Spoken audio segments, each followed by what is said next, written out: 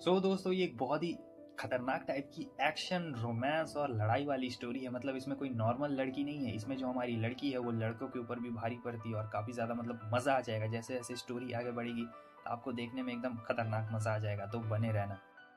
तो हमें एक बहुत ही खूबसूरत दिन को दिखाया जाता है जहाँ पे हमारी तोमो रहती है और वो अपने पसंदीदा दोस्त यानी अपने बचपन के दोस्त को यहाँ पे प्रपोज करने जा रही होती है, जिसका नाम रहता है जुनिची।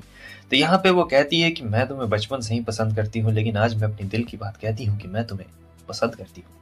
मगर जो जुनिची रहता है थोड़ा बहुत बहन का भाई रहता है, और यहाँ वो कहता है हाँ तुम भी मेरे पक्के वाले दोस्त हो। इसका मतलब वो उसे लड़का समझता था, लड़की नहीं समझता था। लेकिन जो हमारी तोमो है वो लड़की रहती है। तो तुम लोग समझ सकते हो जुनिची कितना बड़ा बहन का भाई रहता है। ठीक है, अब यहाँ पे वो बचपन से इसके साथ स्कूल जा रही होती है, तो आज भी ये जा रही होती है उसके साथ ही स्कूल।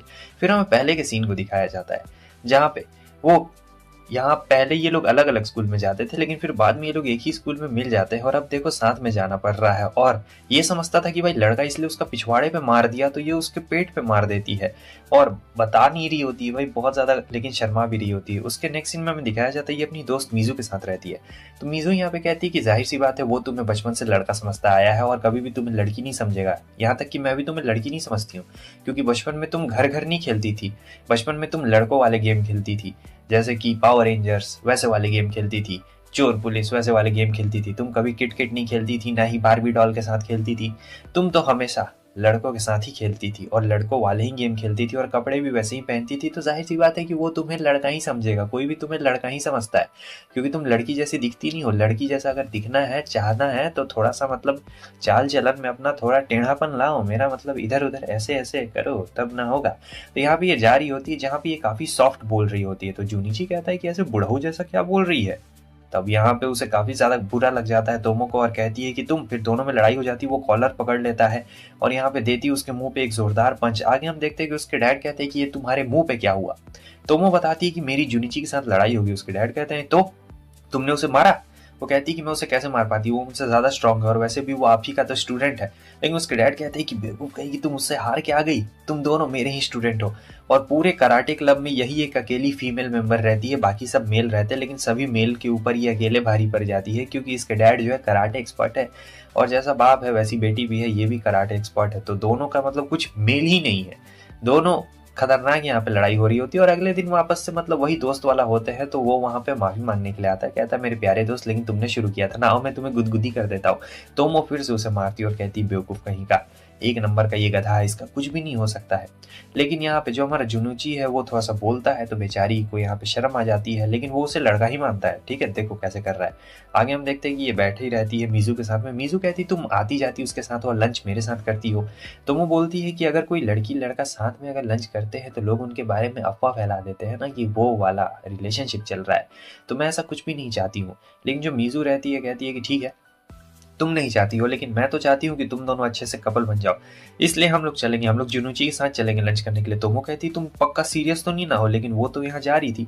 बात ये रहता है कि मीजू और जिनूची में 36 का आंकड़ा रहता है। ये दोनों एक दूसरे को बिल्कुल पसंद नहीं करते थे, लेकिन बचपन के दोस्त रहते। तो वो ये बात अच्छे से जानती थी और यहाँ पे वो लोग चुपचाप खाना खा रहे होते। तो वो बस दोनों को देखने के अलावा और कुछ नहीं कर सकती थी, क्योंकि यहाँ पे वो जान रही थी कि झगड़ा कभी भी इन दोनों के बीच में हो सकता है। इन दोनों का मतलब हमेशा ऐसे ही रहता है। तो ये तोमो का हाथ से ही उसका चॉपस्टिक से खा लेता और ये एकदम शर्मा जाती है। इसे समझ में नहीं आ रहा होता है कि यहाँ पे क्या हुआ।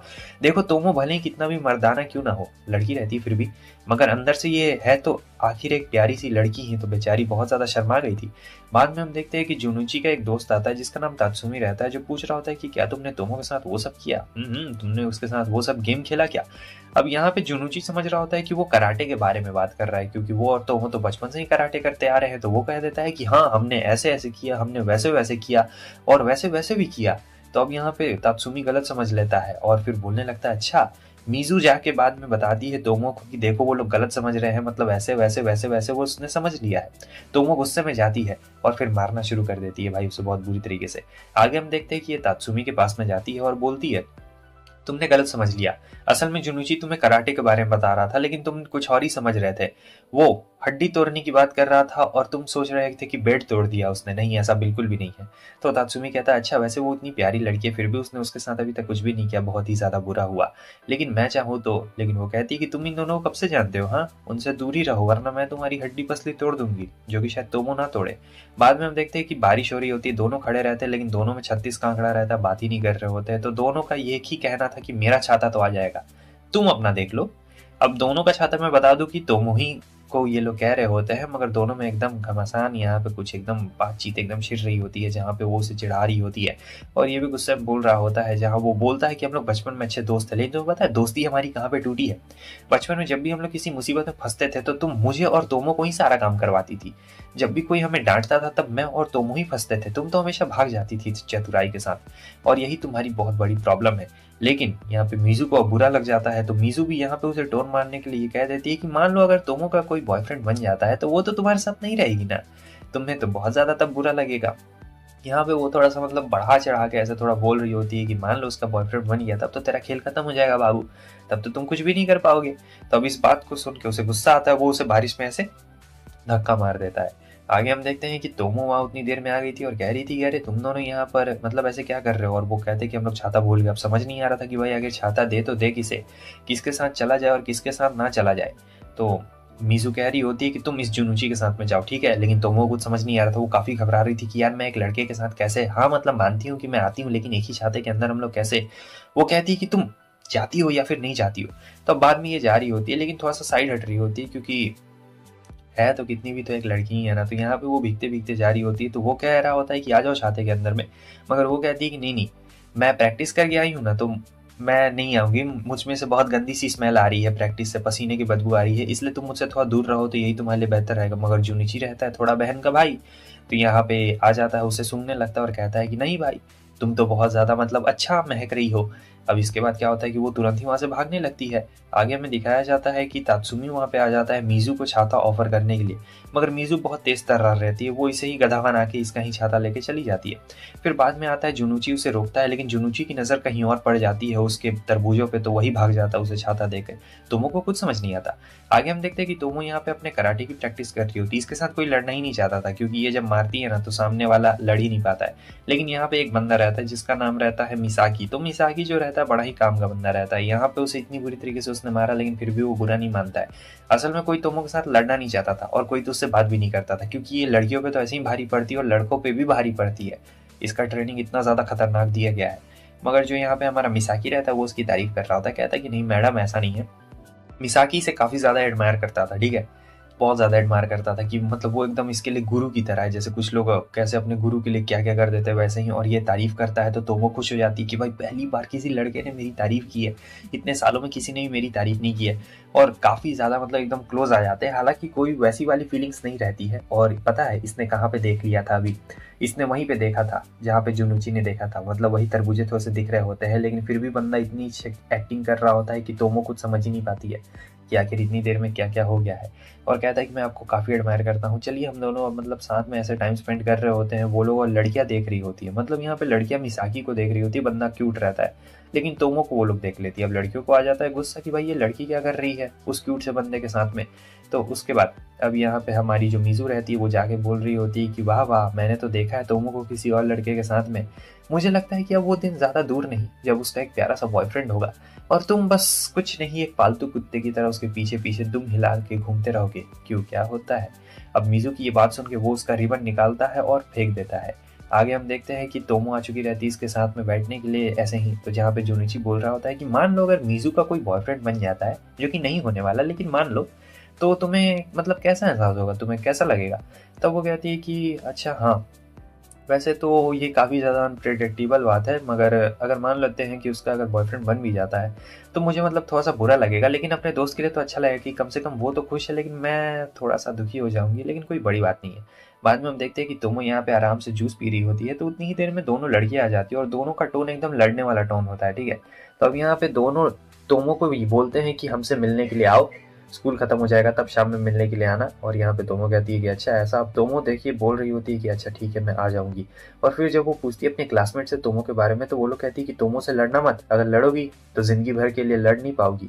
तो यहाँ पे लड़कियां बेहोश आगे हम देखते हैं कि तोमो बताती है मिज़ू कि कैसे उन दोनों लड़कियों ने भाई मुझे चैलेंज किया है और मैं जाऊँगी, उन्हें मारूँगी, मज़ा आ जाएगा। लेकिन वो तोमो को समझाती है कि बेवकूफ़ कहीं की लड़कियों का जो फ़ाइट होता है, वो फ़िज़िकल फ़ाइट नहीं होता है, वो वर्बल फ़ाइट होता है।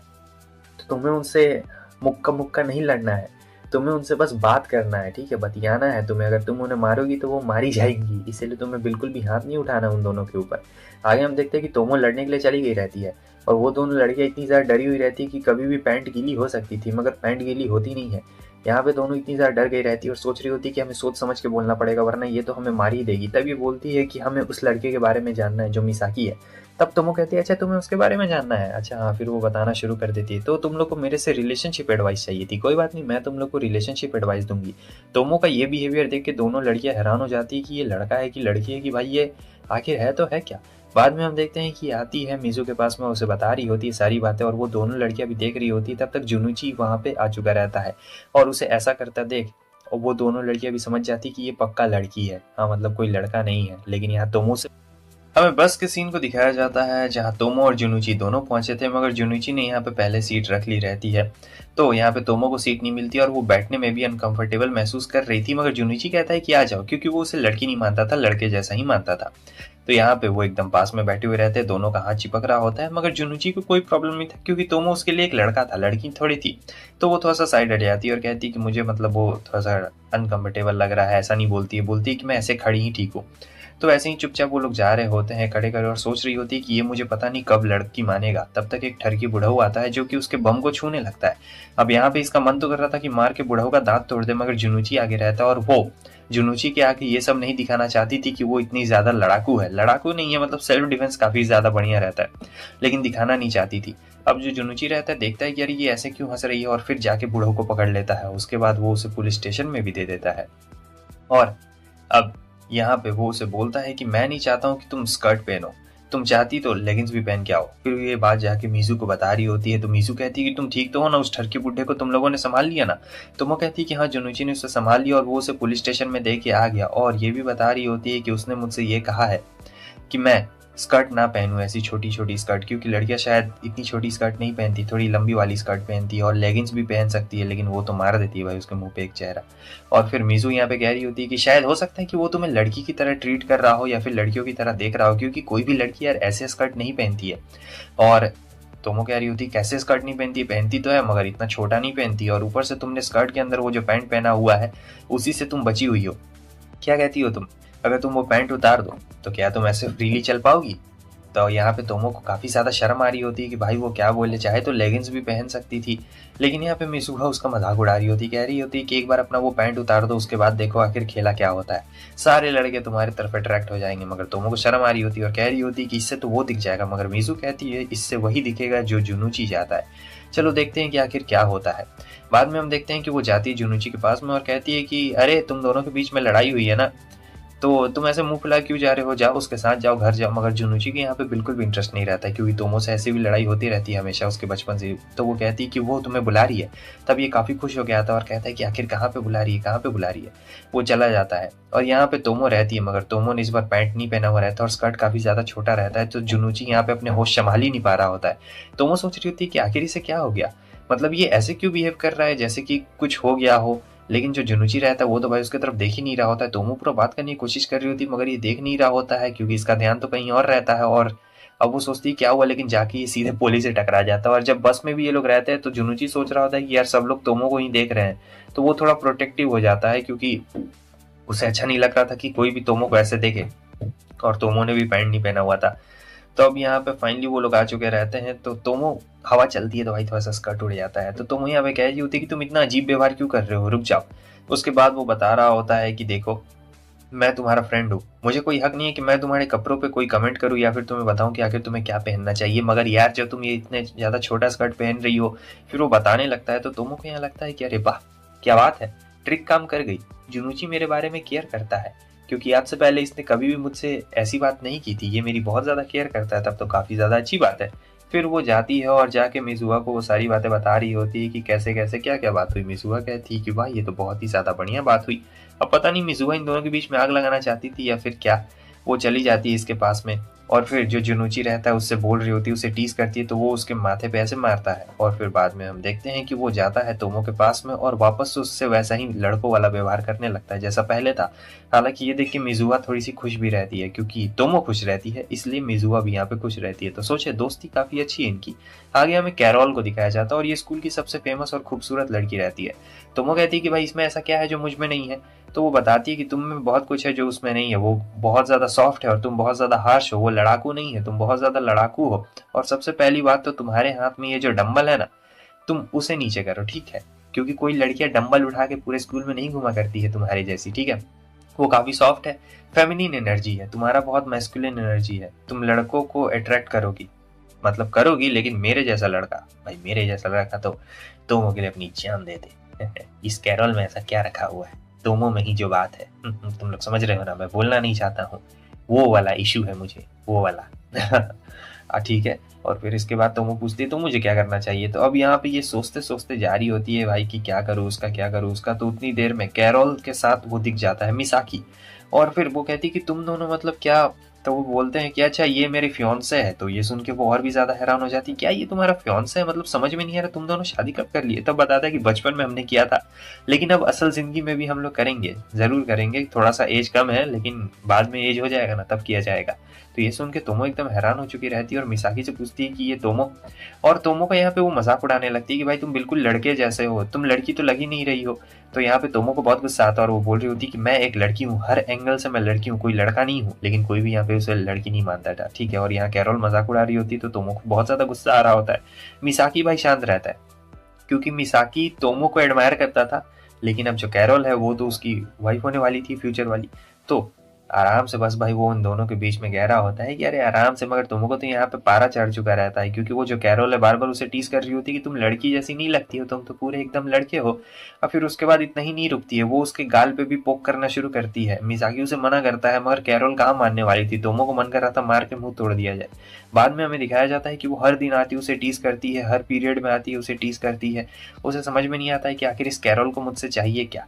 तो यहाँ मिजुआ को भी कुछ समझ में नहीं आ रहा होता है कि आखिर कहीं वो तुम्हें नीचा तो नहीं ना दिखाना चाहती है, क्योंकि हाँ तोमो फेमस है लेकिन सिर्फ मेरे जैसे लड़कों में, और मेरे जैसे लड़कों की संख्या बहुत कम है। बाद में हमें कैरोल को दिखाया जाता है जो आ जाती है मिजुआ के पास में और कहती है कि मुझे तुम्हारी मदद चाहिए। कहती है कि पहले मेरे बेंच से उतरो उसके बाद में।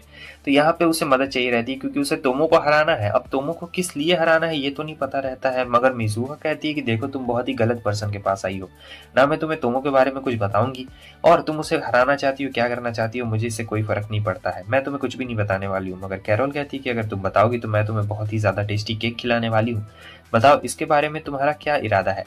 अब मिजुआ जैसे ही सुनती है टेस्टी केक के बारे में, उसका इरादा थोड़ा सा बदल चुका रहता है और उसके दिमाग में एक आइडिया आता है। तो वो कहती है कि अगर तुम्हें एडवाइस चाहिए तो तुम जुनूची के पास क्यों नहीं जाती हो, वो सबसे बेहतर इंसान है और वो तोमो को बहुत ही अच्छे तरीके से जानता भी है। अगर तुम जुनूची के पास जाओगी तो तुम्हें इससे जरूर पता चल जाएगा कि तुम तोमो को किस तरीके से हरा सकती हो, क्योंकि तोमो को हराना इतना ज्यादा आसान नहीं है, खास करके तुम्हारे जैसे के लिए तो बिल्कुल भी नहीं है। लेकिन हाँ, ज्यादा करीब मत जाना, उससे थोड़ा डिस्टेंस भी बना के रखना। तो ये उसे बुरा आइडिया दे देती है क्योंकि इसके दिमाग में एक मस्त सा आइडिया रहता है मिजुआ के, जिससे तोमो और जुनुची करीब आएंगे। तो ये तो भाई जुनुची के लॉकर में ही जाके छुपी हुई रहती है और वो कहता है सबसे पहले तो तुम मेरे लॉकर में से निकलो, उसके बाद हम लोग बात करेंगे। वो कहती है कि मुझे किसी को हराना है। तो अब यहाँ जुनुची सोचता है कि उसे फाइटिंग करना है, सीखना है। तो यहाँ वो कहता है कि ठीक है, मैं तुम्हें फाइटिंग करना जरूर सिखाऊंगा, लेकिन वो ये नहीं बताती है कि उसे तोमो को हराना है। जुनुची कहता है कि फिलहाल मुझे भी ट्रेनिंग करनी है, तो चलो देखते हैं कि आखिर तुम क्या क्या कर सकती हो। और ये भी नहीं बताती है कि उसे मिजुआ ने यहाँ पर भेजा हुआ है। तो जिनुची तो यहाँ भी यही समझ रहा होता है कि कैरल को मतलब कुछ ट्रेनिंग चाहिए, वो स्ट्रांग बनना चाहती है।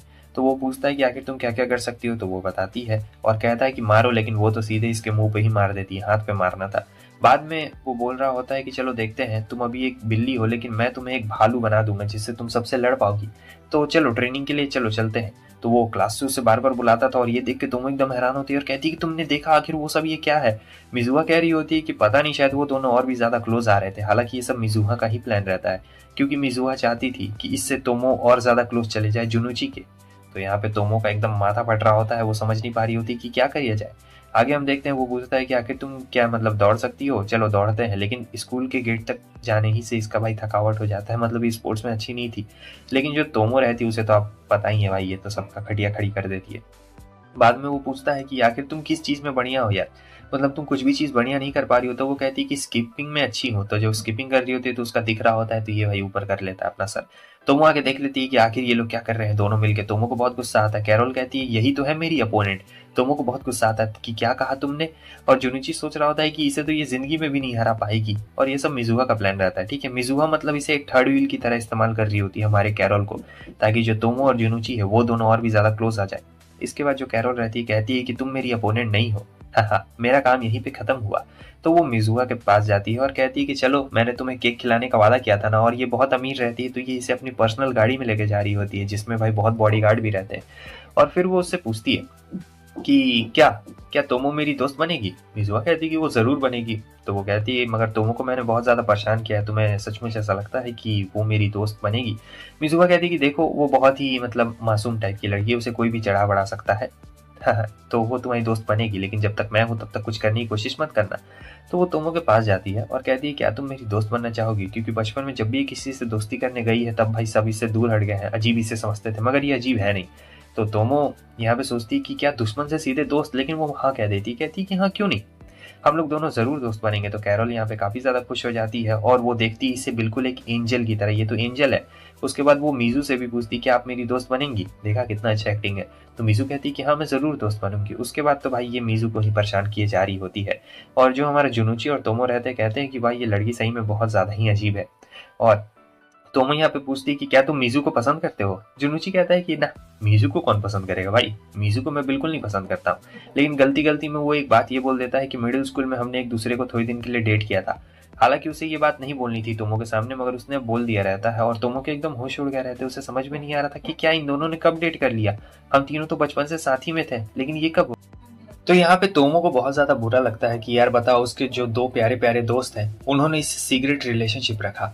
और इसे अब काफी बुरा लग रहा होता है कि नहीं यार, ऐसा नहीं होना चाहिए था। और जुनुची भी यहाँ पे कुछ कह नहीं पा रहा होता है, तो वो जाती और मिजुहा से अच्छे से पूछती कि बताओ, तुम दोनों रिलेशनशिप में थे और तुमने मुझे बताया भी नहीं, मिडिल स्कूल से ही थे। मुझे बिल्कुल यकीन नहीं हो रहा है कि तुमने मुझसे ये बात छुपाई। मगर मिजुहा उससे शांत रहने को कह रही होती है। तोमो शांत कैसे रहेगी। फिर मिजुहा उसे कहती है कि तुम जरा आराम से शांत रहो, ठीक है। लेकिन वो बहुत ज्यादा गर्म मूड में थी। तब वो बताती है कि देखो, मैं तुम्हें सारी बात बताती हूँ, हम लोग बस 3 दिन के लिए रिलेशनशिप में थे और कुछ भी नहीं।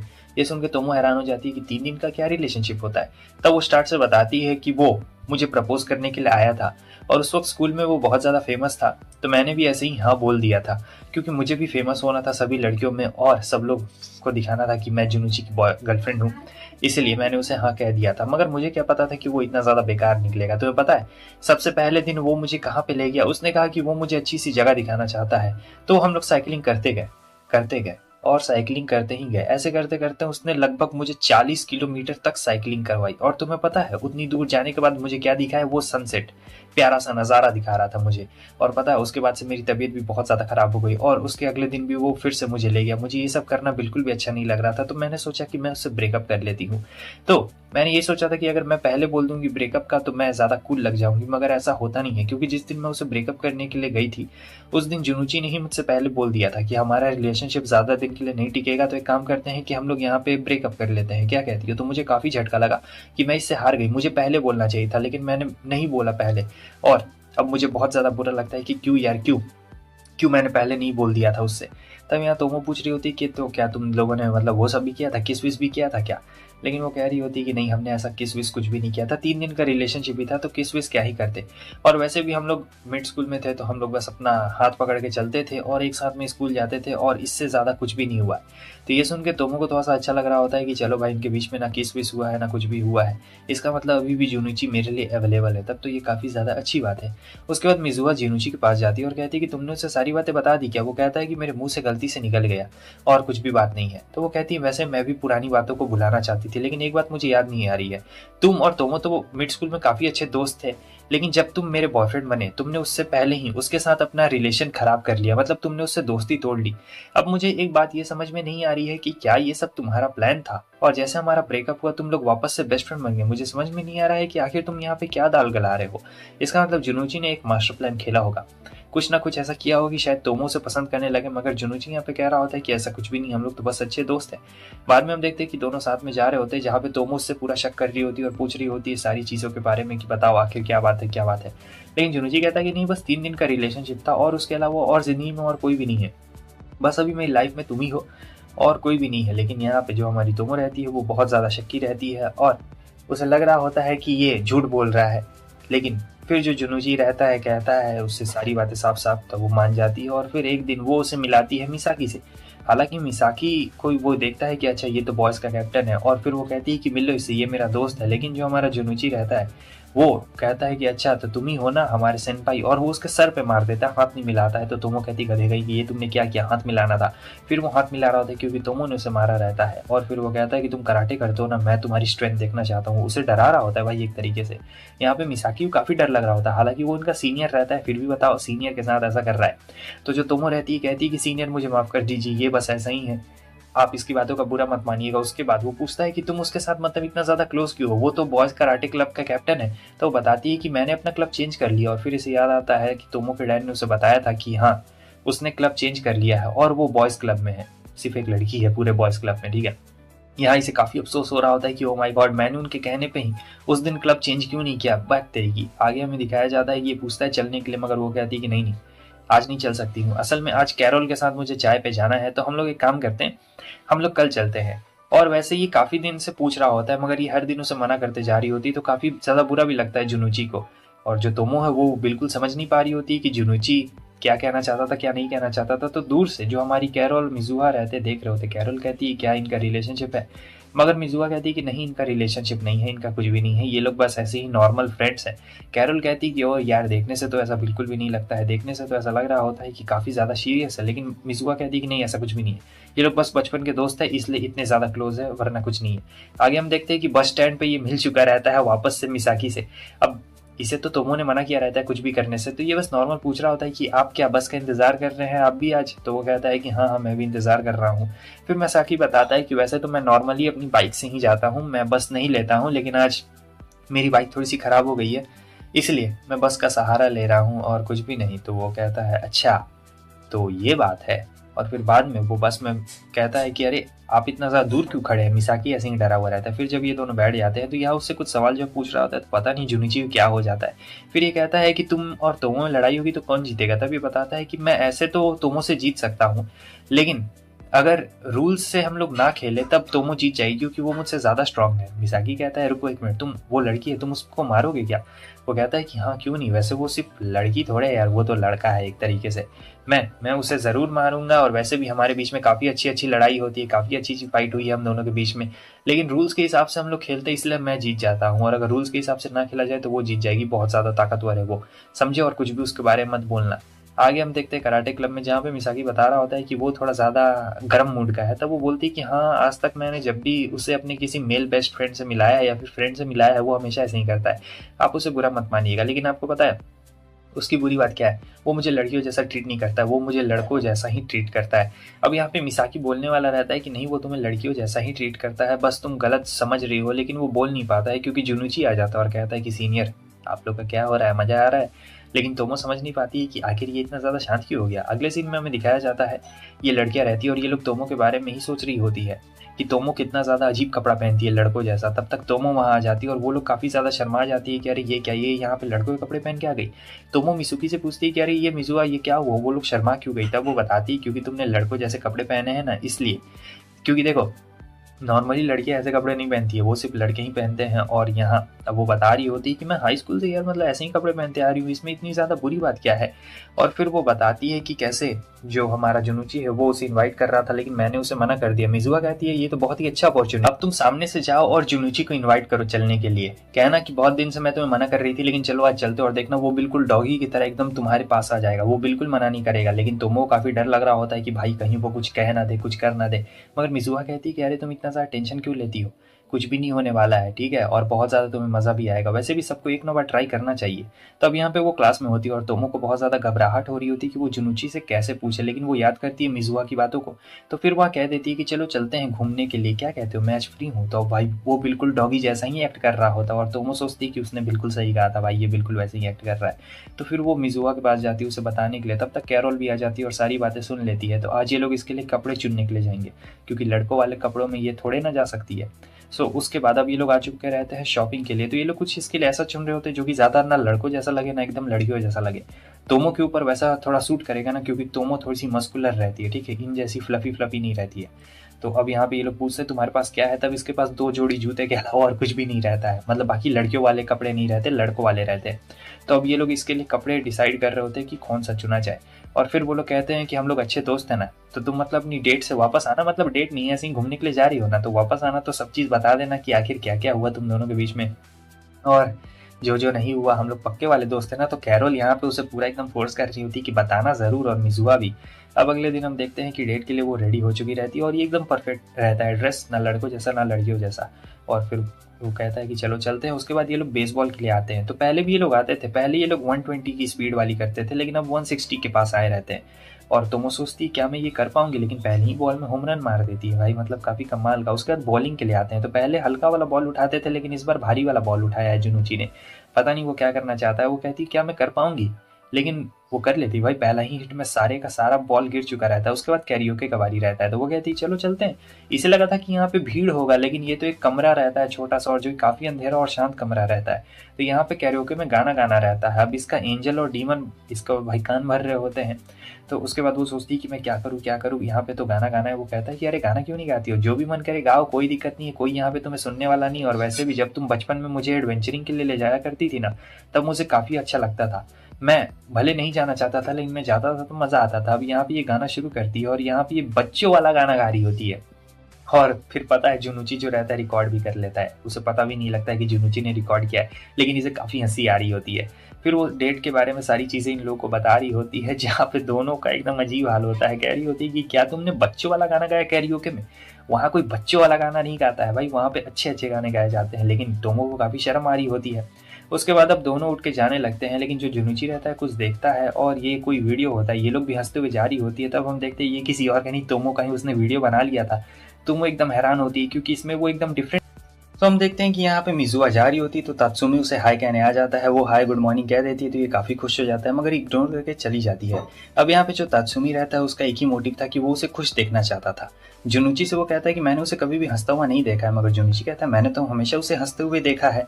असल में वो कभी हंसती नहीं है। जुनूची को ऐसा इसलिए लग रहा होता है क्योंकि ये लोग बचपन के दोस्त रहते हैं। बात सिर्फ यही रहती है। अब तात्सुमी सोच रहा होता है कि क्या बचपन का दोस्त होने में इतना ज़्यादा फर्क होता है क्या, मैंने तो आज तक उसे कभी हंसते हुए नहीं देखा, मैंने तो जब भी देखा है वो हमेशा ऐसे ही मुंह फुला के ही रहती है। तब तक तोमो वहाँ पे आ जाती है और वो उससे पूछता है। तोमो कहती है कि नहीं नहीं भाई, वो हंसती क्या है, तुम्हें ऐसा लग रहा है, लेकिन वो हंसती नहीं है, जल्दी बिल्कुल भी नहीं हंसती है। और फिर ये उसके साथ ऐसे ही मजे करने के लिए जा रहा होता है, लेकिन फिर वो उसे गुस्सा दिला देता है। अब मिजुआ कह रही होती है कि तुम्हें पता है इस पेंसिल से मारूंगी ना, और फिर टेप लगा के जा रही होती है। और यहाँ पे देखता है कि इसे भी टेप लगा दिया रहता है, कैरोल को भी। तो कैरोल बोलने की कोशिश कर रही होती है। फिर तोमो कहती है कि आखिर क्या हुआ। तभी बताती है कि मैंने मिजुआ को किस करने की कोशिश की थी ऐसे ही दोस्ती में, तो उसने मेरे मुंह पे टेप लगा दिया। तब वो कहती है चलो सिर्फ टेप ही लगाया है, वरना वो बहुत कुछ लगा सकती थी।